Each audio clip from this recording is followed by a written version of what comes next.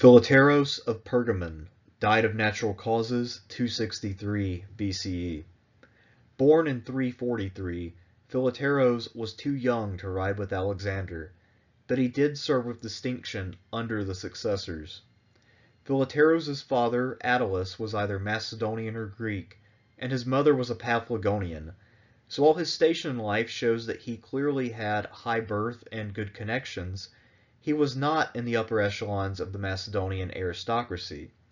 Furthermore, an accident in his infancy left Philetairos as a eunuch, so he never married or bore offspring, as one might imagine.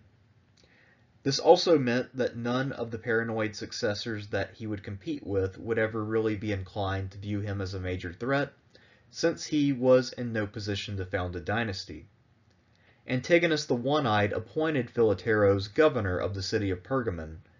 In the campaign leading up to the Battle of Ipsus in 301, Philetairos switched sides and defected to Lysimachus, who reappointed him to his post in Pergamon.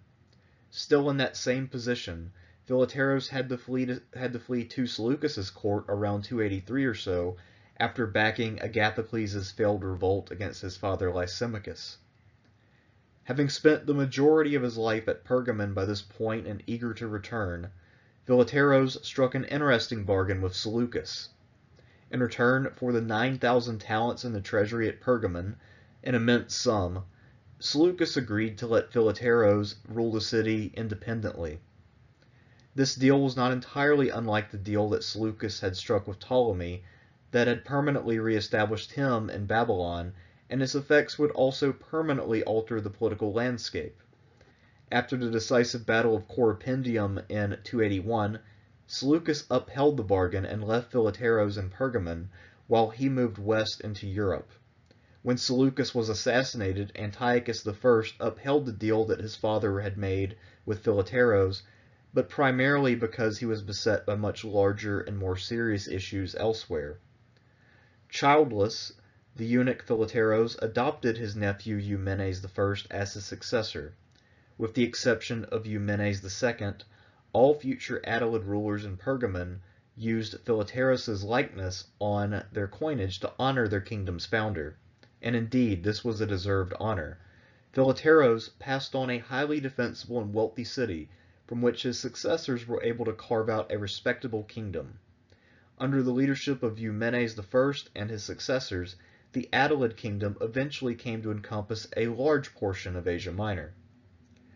Shortly after Philetairos' death in 263, the Seleucid king Antiochus I decided to crush Pergamon in 262, but he was defeated near the city of Sardis by Eumenes I, thus preserving the Attalid kingdom. This failed attempt, interestingly enough, to crush Pergamon proved to be Antiochus' last campaign, and he died soon thereafter. Pergamon was never a major power, but it was always able to stay free from domination due to the intelligent policies of its rulers, the great wealth of the realm, and later the maintaining of friendly relations with the Romans.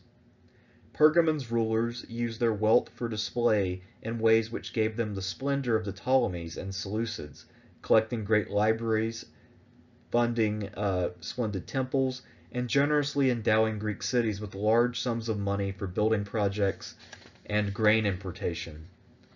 When Attalus III died childless in 133, he bequeathed his land to the Roman people to avoid a civil war, thus bringing to an end a small but successful Hellenistic kingdom founded by a eunuch named Philetairos.